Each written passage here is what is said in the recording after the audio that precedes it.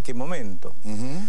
Lamentablemente esa información no tenemos, no es pública. O por lo menos creo que son las propias declaraciones del ministro, que dice que él no puede referirse a las aplicaciones que se han hecho de esos fondos, a los gastos de esos fondos, en atención a que los remitió al Tribunal de Cuentas, quien debe hacer el informe para remitirlo a la legislatura, que es la que aprueba en definitiva cómo se usaron o cómo se usan estos fondos. Cuando vos gobernabas la provincia, hasta el momento en el que te fuiste, ¿cuánta plata había de los fondos? 537 millones de dólares. ¿Eso es lo que había cuando vos te fuiste? El día que yo me fui. ¿Eso fue? El 15 de marzo del 2006. ¿Hace 4 años? Hace 4 años. Él dice que se gastaron 700 millones de dólares para cubrir el déficit de la provincia. No sé cómo puede llegar a esa cuenta. Lo que sí es cierto que él sostiene en el día que da esta entrevista que hubo que gastar los fondos porque no permitieron que la provincia se endeude. Creo que también en este programa ustedes hicieron referencia a eso. Era un fideicomiso financiero que lo autorizaban a tomar hasta 720 millones de dólares y que se pagaban con la caución de las regalías afectadas a la amortización de ese crédito. No se establecían ni los periodos de pago ni las tasas de pago. Hubo una gran oposición social, pero también hubo una gran división dentro de los legisladores del Frente por la Victoria que no dieron los 2/3 que establece la Constitución de Santa Cruz para endeudarla. Ahí anunciaba el anterior ministro un déficit de Santa Cruz de 1.800 millones de pesos. El actual ministro, el contador Robles, dice, bueno, como no nos dejaron endeudarnos, tuvimos que echar mano a estos fondos. En definitiva, él dice, hubiera sido mejor la otra solución. Yo creo que ninguna de las dos son buenas soluciones. Me parece que el problema de Santa Cruz es que negocia mal sus recursos. Acaba de prorrogar las concesiones de los contratos petroleros en las mismas condiciones, más un diferencial irrelevante en términos de lo que es el funcionamiento. ¿Hasta qué año nos prorrogó?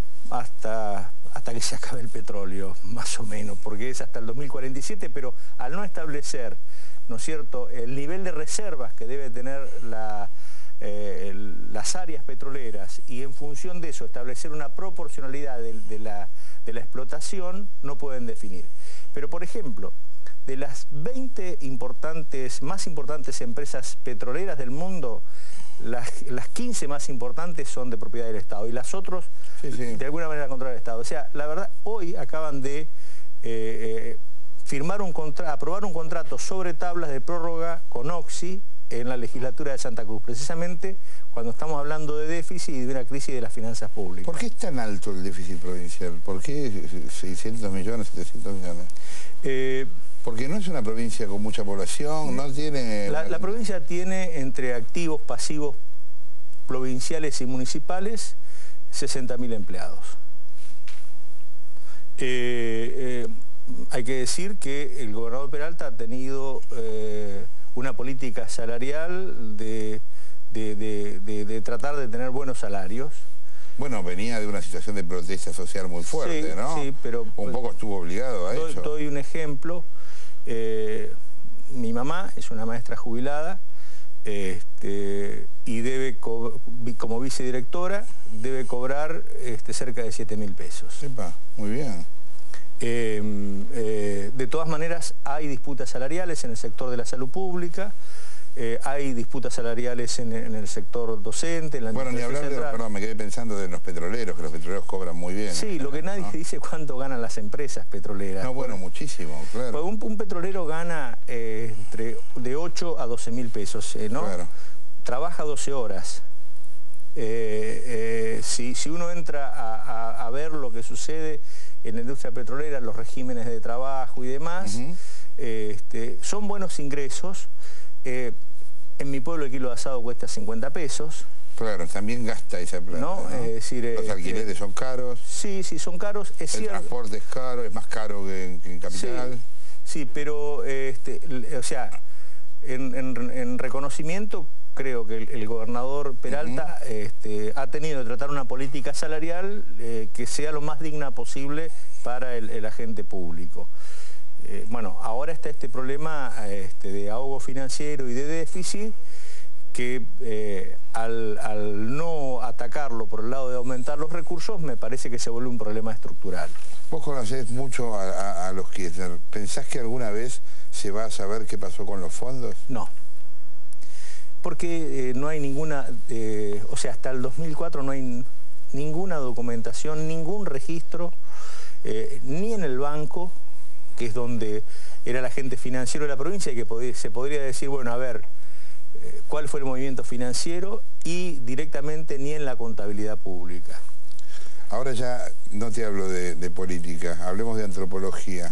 Jorge, digo esto porque sí, a mí me mandó un oficio el juez Urso, sí, que investigaba la causa preguntándome acerca de los registros. Y yo le contesté esto, mire, no hay ningún registro está clarísimo. Esto. Y la legislatura del 2003, Kirchner presenta una rendición que es una declaración jurada. Dice, hay 507 millones de dólares y solicito la prueba. Y la legislatura la prueba, y a partir de eso es lo que el juez dice, mire, acá hay una amnistía, no tenemos nada que investigar. Te decía, la pregunta no es política, es sobre antropología, sobre ser nacional. ¿Cómo puede ser que esto pase y que no tenga un correlato electoral para Kirchner, que a la gente no le importe a la hora de decidir el voto, que el hecho de llevarse de una provincia 500 millones de dólares y no rendirlos no importe? Me parece que yo me he preguntado, no en referencia a los Kirchner solamente, ¿no? No, sino a muchos... olvídate, por eso, olvídate de la política. Te digo, ¿cómo estamos en un país a donde un señor X agarra 500 millones de dólares y se los lleva, los deposita donde quiere, vuelve, trae una parte, y después no pasa nada? Yo no quiero simplificar la respuesta, pero a mí me parece que, o sea, y por ahí estoy diciendo algo que pareciera que no te viera que nada, pero creo que la inflación en la Argentina fue algo que nos hizo perder noción de los valores. Cuando hablábamos de los pesos, es una cosa distinta de los... Y me parece que la gente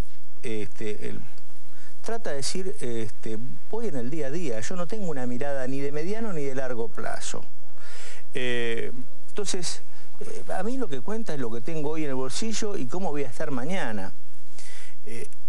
Y además, en ese estado de degradación de lo social y de lo institucional, que no exista la educación pública como un bien social, la salud pública, el transporte público, la seguridad, me parece que vamos al día a día, y en definitiva, en aquel momento lo que Kirchner garantizaba fue la legitimidad de decir, yo acá tengo 503 y no me pregunten qué hice con la plata, era el criterio de la eficacia, porque el resto de las provincias que habían cobrado la misma plata lo habían perdido. Entonces dicen, miren, puede ser que yo no haya sido prolijo, no tenga los papeles, pero acá hay 500 millones. A los otros les fue peor.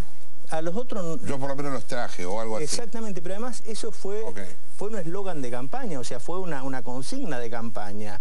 Y convengamos que había todo un ambiente, ¿no es cierto?, del vivo que había sacado la plata, que me parece que generó, o sea, de esto de premiar al que es más eficaz, por no decir el más vivillo, ¿no? Hoy es viernes y tenemos un bloque artístico y está ahí Fabio Cantilo, la vamos a invitar a charlar ahora en un segundo. Te agradezco que hayas venido. No, gracias. En algún momento seguimos la charla, ¿eh? Sí.